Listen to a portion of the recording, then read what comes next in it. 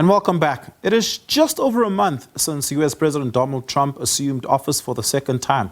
Much has been promised and much has been said in these last few weeks, but what has Trump accomplished thus far to fulfill his agenda of making America great again? For more on this, we're joined by international relations expert and research associate at the University of Johannesburg Center for African Diplomacy and Leadership, Dr. Oscar van Heerden. Dr. van Heerden, good evening. Thank you so much for your time. Really appreciate it. Donald Trump had signed so many executive orders that it's hard to keep track of them. Some of them absolutely ridiculous, and some of them seemingly, to the American electorate, a lot more sensible. But within all of these executive orders, not many of them have been able to pass constitutional muster, as many American courts have overturned and or blocked some of these executive orders. Donald Trump's response to this was to suggest that those judges that stand in the way of his executive orders must be impeached. That sounds awfully a lot like the markings of an authoritarian, fascist, dictatorial regime. Is that what is being built here? Good evening, Oliver, and good evening to your viewers. Look, we are certainly dealing, in history we can recall the mad King George in the United Kingdom, running around in the palace naked, and so on and so forth, and declaring all sorts.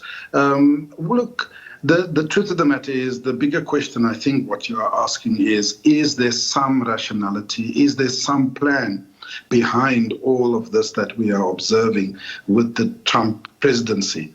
Thus far, as you've rightly put it, 74 executive orders. This is unprecedented in the history of the United States within the first 30 days of being in office. Ranging from declaring that there is only two genders and nothing else, all the way to an executive order against South Africa. So it's quite wide-ranging. But I do think, that we can say that Donald Trump is the disruptor in chief. He is disrupting, and he's disrupting because he's a businessman. He's a transactional leader, and he feels that where there's a bad deal for the United States, he wants to disrupt in order to negotiate a better deal. And that is across the field, across the board. I think that's what's at play here. He makes the most ridiculous statements and so forth. In order to get your attention, you come knocking on the door, as our government is doing in the process currently. And he's not going to let you in until you give up. And then he'll say, come in, and tell you what's his true intentions and what is it that he really wants. Yeah. Given the size of the platform that he's given Elon Musk, what we're witnessing is an attempt at a reconfiguration of the state and the institutions. Now, as South Africans, you and I know that when the state is being attacked from within or from outside, what keeps it intact is the strength of its institutions. Are American institutions being tested here? Absolutely. It's absolutely being tested. I mean, this Department of Government Efficiency that is being led by Elon Musk, thus far they have laid off, fired 77,000 federal workers. The idea is, if we project it forward, probably about 200,000 federal workers are going to be affected by these cuts. And I do think there's two reasons at play here. I wrote an article, Oliver, not so long ago, in which I said, if you look at the United States of America as a company, as a business, and this is a business rescue plan that Trump and Elon Musk is now performing, then the first thing you do is cut the fat, or at least what you perceive to be the. And this is what is happening here. They are laying off workers. They are arguing that, one, things can be done better with fewer. And also, two, things can be done better with technology, with digitization. Now, Elon Musk, being a techno-cloudist himself, and his buddies, Bezos and Zuckerberg and so on, they are all wanting to argue that you can do much more and you can become much more efficient with the use of technology. And this is what is at play here. So it's far-reaching. There is, of course, pushback. There's a lot of protests. There's people that are calling for Elon Musk's head. Who does he think he is? He's not the president. But the truth of the matter is, he's got the backing of the president. And I would argue he's got the backing of the Congress. Yeah. Now, very early on into this new presidency, Donald Trump had claimed victory for the ceasefire deal that had been negotiated between Hamas and Israel. And he has had bilaterals now, or at least telephonic conversations with Vladimir Putin, pushing Zelensky to the sidelines. Has any of that, from a foreign policy perspective, surprised you? And I think you can throw in South Africa into the mix of Donald Trump's foreign policy endeavors in the last 30 days. Has any of it surprised you? No, it hasn't actually surprised me. I mean, on the one hand, he sent his envoy to go and tell Netanyahu this war is ending, you need to accept this deal.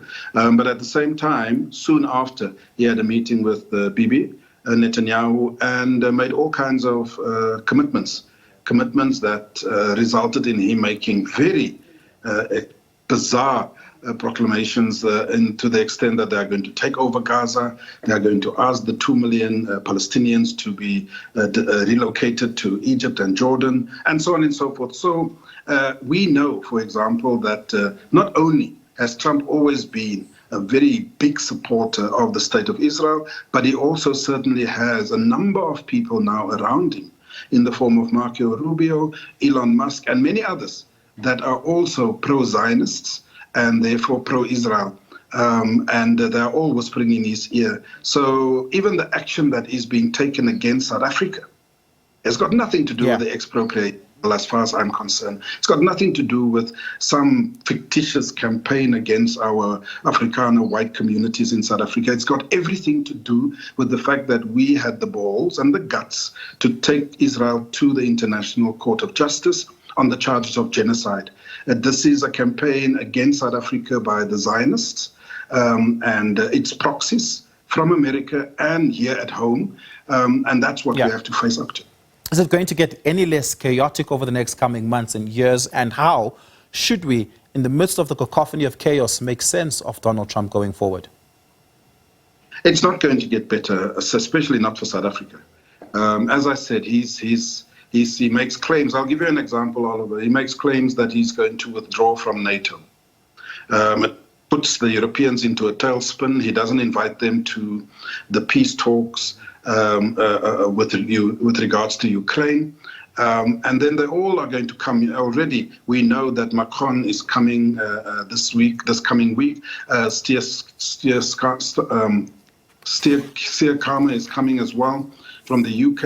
And he's going to tell them, we need to normalize relations with Russia. I wouldn't be surprised if he's even going to say that Russia should be part of NATO. Just like he is saying Russia must come back into the group of 7 in order to make it the G8 again. These are going to stun the Europeans. So all around a disruptor in chief, and we'll have to see how we move forward.